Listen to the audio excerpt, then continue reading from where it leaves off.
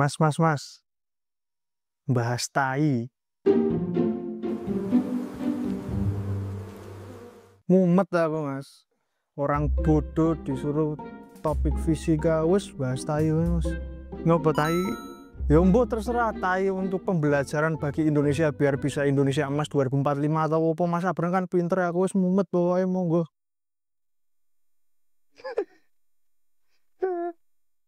Teman-teman kasihanilah Noel.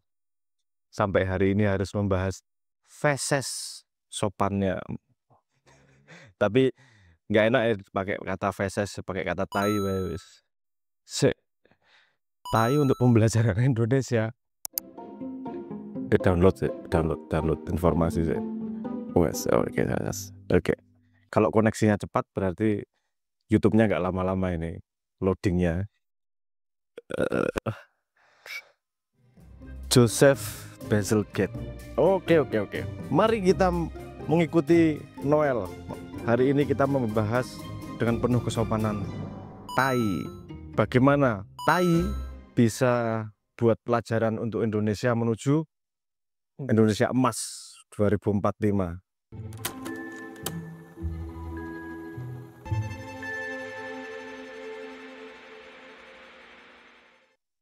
Jadi ngomong tai itu nggak sopan ya. Tapi karena memang tema kita hari ini ngomong tai, jadi ya mohon maaf kalau sering keluar kata tai ya. Oke. Episode tai. Oke. Mungkin sekarang nggak banyak yang membahas tentang tai karena udah enak tinggal beol sentor sehingga apa ada dengan tai. Oh, jangan salah, itu melalui proses panjang untuk bisa memanage tai segini banyak orang. Terus gimana ngolahnya nih, ngurusnya nih. Nah, dan untuk bisa jadi pelajaran apa ya?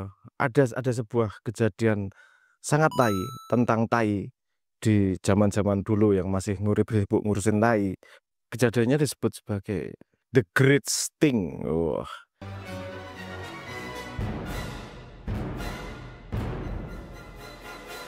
Mambu yang sangat, bau yang sangat, yaitu karena tai tentu saja. Jadi manage tai itu nggak gampang, baunya luar biasa. Kalau belajar dari kucing tentang manage tai, itu semua orang punya tempat pasirnya, keruk-keruk, ngising, terus ditutupi. Itu belajar dari kucing. Manusia kan banyak belajar dari hewan. Katanya dulu ngubur juga belajar dari gagak, katanya gitu. Nah ini tai, mungkin awal-awal waktu itu, awal 18-an, kita cerita menuju Great Sting itu ya. Great Sting adalah sebuah kejadian besar di London, di mana sekota bau tai. Itu awal-awal 18-an itu ada metode untuk ngurusi tai. Jadi kayaknya metodenya ngikutin kucing, gali lubang, jongkok, ngeden, keluar, ditutupi sehingga tainya tidak bau, kan gitu ceritanya. Nah ini tadinya masih sustainable, mungkin lama-lama juga lagi ngeduk tempat untuk tai, kok ketemu tai, wancen kayak tai kan gitu ya. Akhirnya mungkin lama-lama kehabisan tempat untuk ngeduk tai itu tadi. Terus akhirnya terjadi pergesekan antar tetangga. Ini tainya siapa? Ini tainya siapa? Wah itu kan perdebatannya agak susah, itu pembuktiannya gimana itu. Itu pergesekan antar tetangga itu agak susah resolvingnya, terjadilah keributan lah. Dan bikin undang-undang soal tai itu kayaknya juga tidak efektif. Mungkin ya karena waktu itu solusinya bukan bikin undang-undang, setelah itu solusinya adalah yuk kita bikin saluran aja, semua tainya dibuang bareng-bareng ke sungai. Ke sungai aja gitu. Oke. Pemecahan sementara.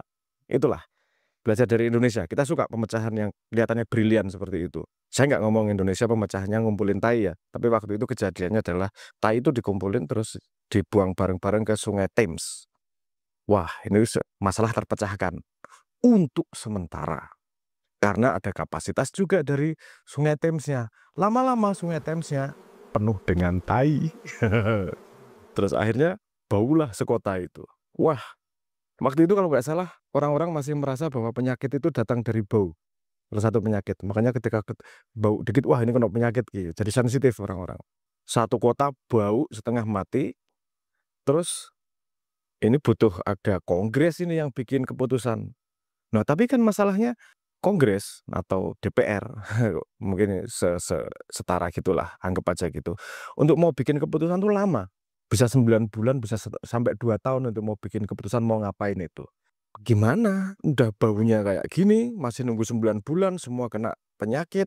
Imajinasinya waktu itu semua kena penyakit, kemana-mana bau tai. Waduh itu masalah besar. Oh tapi ternyata ada blessing in disguise. Karena Sungai Thames lewat depan gedung parlemennya baru juga dibikin waktu itu. Para DPR, para Kongres langsung merasakan bau tai tersebut. Karena mereka merasakan bahwa, wah ini saya juga kena efeknya ini. Yang tadinya biasanya 9 bulan sampai 2 tahunan, biasanya rata-ratanya segitu. Ini kalau nggak salah ya, dalam 18 hari langsung dibuat keputusannya. Oke, kita harus beresin nih masalah ini. Wah, itu pelajaran pertama, El. Ternyata kalau para petinggi ini merasakan langsung penderitaannya, ternyata gerak cepat juga kok. Nah ini kita belajar dari tai ya ini. Entah harus separah tai atau enggak, tapi kita belajar bahwa mereka merasakan bau tai itu langsung 18 hari diberesin tuh. Sehingga mereka punya program untuk bikin sewer system, untuk bikin sistem pembuangan yang komprehensif. Karena mereka bikinnya di bawah tanah, mereka mikirnya, waduh ini bikin sekali tok ini, tapi bisa dipakai selamanya gimana caranya ya. Terus manggil si Joseph Bazeket itu tadi.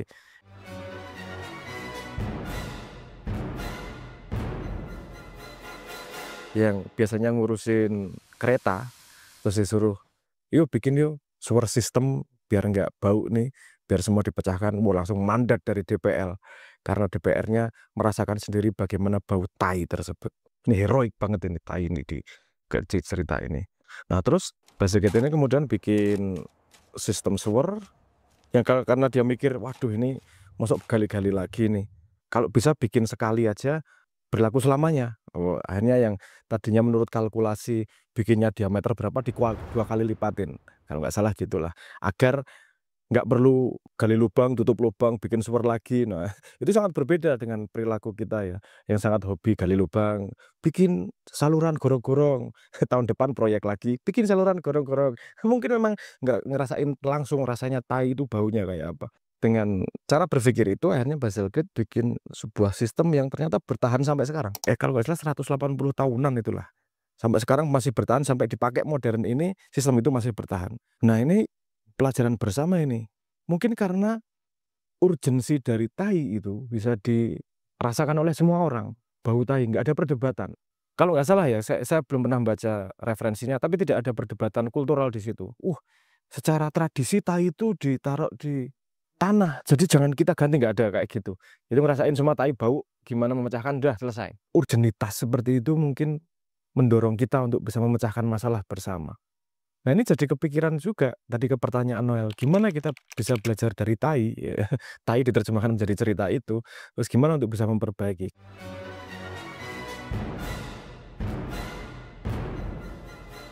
Kayaknya ide bagus kalau para petinggi-petinggi ini merasakan penderitaan rakyat langsung. KKN lah, atau gimana lah hidup di kampung setengah tahun. Kalau hidup di kampung seminggu 2 minggu itu ya plesir namanya, itu wisata. Kalau ngerasain bener kehidupannya seberapa setengah tahun, setahun, dinamikanya, susahnya cari makannya dan seterusnya, mungkin para petinggi akan merasakan urgensinya untuk bikin regulasi yang benar, dan kalau bisa diimplementasi yang targetnya selamanya itu tadi, kayak si Bazalgette itu tadi. Jadi nggak cuman hanya demi proyek sekejap, karena memang benar-benar merasakan susahnya. Ini kayaknya ide yang bagus sebenarnya, nah, El. Wong para pejabat untuk ngerasain macet aja nggak mau. Susah yang sangat sederhana, beberapa menit aja, setengah jam aja, setengah jam, 1 jam ngerasain susahnya yang namanya kena kemacetan itu cuma milih pakai apa, totot buwuk apa kuwi. Milih pakai dikawal melewati semua semua kemacetan yang dirasakan oleh rakyat jelata. Ini nggak ngerasain tai dia. Coba kalau nggak pakai kayak gitu, dia akan ngerasain bahwa susah loh ini harus masalah bersama yang perlu dipecahkan loh ini. Karena mereka tidak merasakan kesulitan yang sama dengan rakyat jelata seperti kita ini, ya udah disebut rakyat jelata, penderitaannya nggak ikut diwakili kan gitu, sehingga progres untuk mencari regulasi-regulasi yang memang memecahkan masalah bersama itu jadi lambat, jadi 9 bulan 2 tahunan. Hehehe, nggak tahu kalau Indonesia berapa lama ya, mau diteliti sendiri, optimis itu 9 bulanan itu. Jadi sangat lambat. Cepat kalau untuk regulasi-regulasi yang punya pengaruh langsung kepada mereka, dan itu wajar karena pengaruh langsung kepada dirinya, makanya aksinya cepat. Kita belajar dari pelajaran Great Sting itu tadi, ketika bau tai masuk ke gedung parlemen, wah itu mereka merasakan akibatnya langsung dan nggak bisa diusir pakai totot itu bau tai itu. Jadi mau nggak mau harus membuat sebuah inisiatif untuk memecahkan masalah itu. Nah mungkin itu yang bisa dipelajari dari tai, Nel. Tai itu ternyata tidak hanya bau, tapi juga bisa membawa kita ke Indonesia emas. Kalau kita ambil pelajarannya benar-benar. Pelajarannya bukan urusan tainya ya, tapi dari kejadiannya bahwa para pembuat regulasi ini perlu merasakan penderitaan yang sebenarnya, perlu merasakan kesulitan yang sebenarnya, perlu merasakan tidak menjadi siapa-siapa dan susah cari kerja misalnya. Merasakan bulan depan mau makan apa gitu. Perlu kita rasakan bersama untuk punya empati pada pemimpin itu sehingga punya urgensinya untuk memecahkan masalah. Sebelum mereka ikut mewakili yang susah-susah, karena yang enak-enak sudah diwakili ya. Naik haji tiap tahun diwakili, katanya udah gitu. Punya rumah 5 udah diwakili, rumah mewah sudah diwakili. Itu kan mimpi rakyat juga. Kalau istri nggak berani bilang, Noel belum sampai di situ makomnya. Jadi marilah para pemimpin mencoba merasakan, benar-benar merasakan, nggak cuman drama masuk gorong-gorong dan difoto.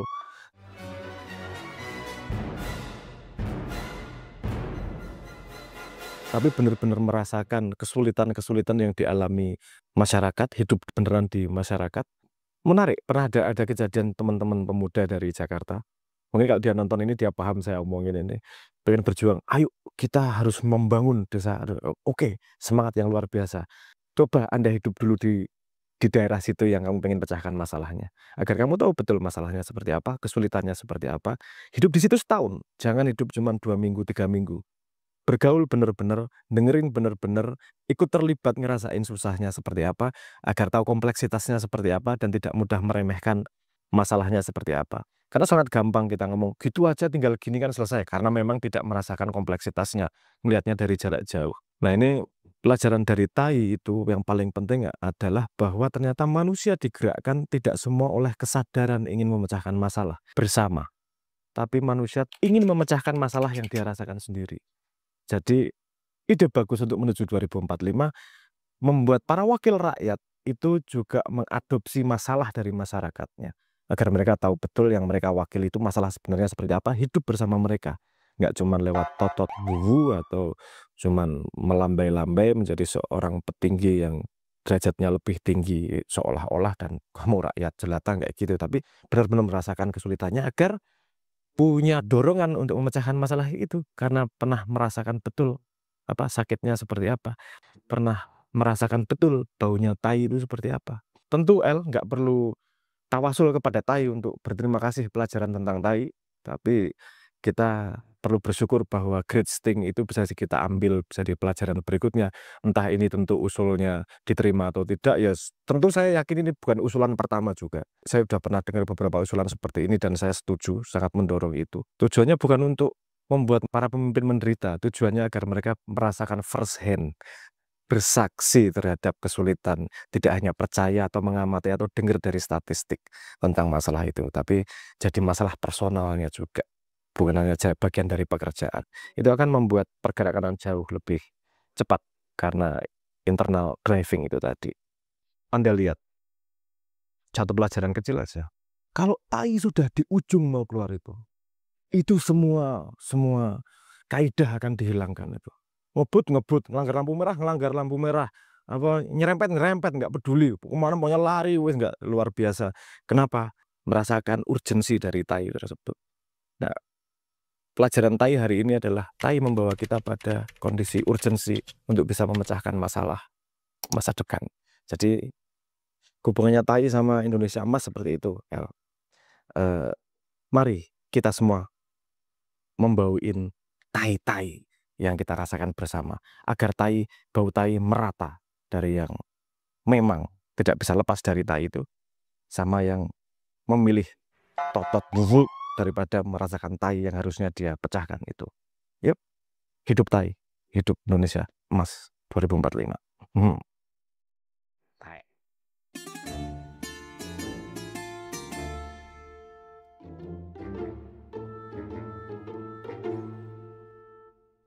Oke, eh, anatomi tai.